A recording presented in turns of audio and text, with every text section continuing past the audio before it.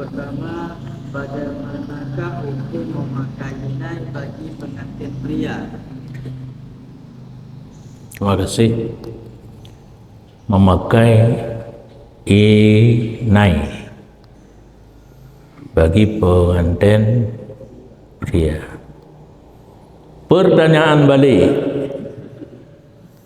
Kita jumpa ilai, payah tanya ilai.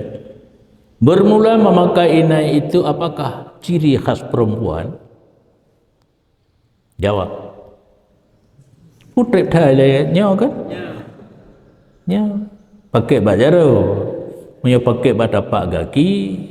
Yang khas urun cemulha jamun.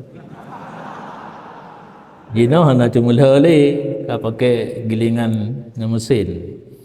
Karena menyatabuh gaca yang tebai kuliaki.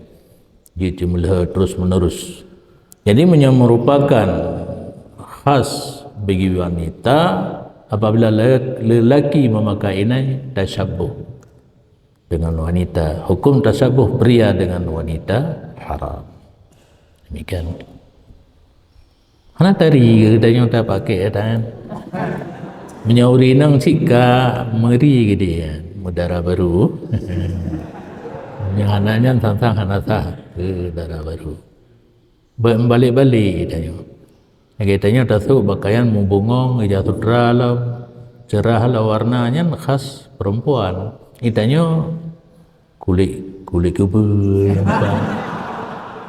Sesuai dengan posisi kitanya mempunyai kulit yang kasar.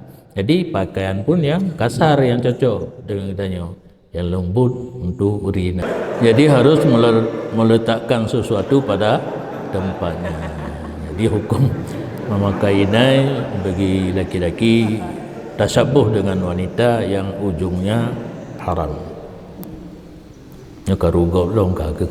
Gimana bukan tu? Cocok orang yang tanya pegah panena. Tanya pegah kira tu yang cocok. Mengaju anak cocok pegah puang galak aja.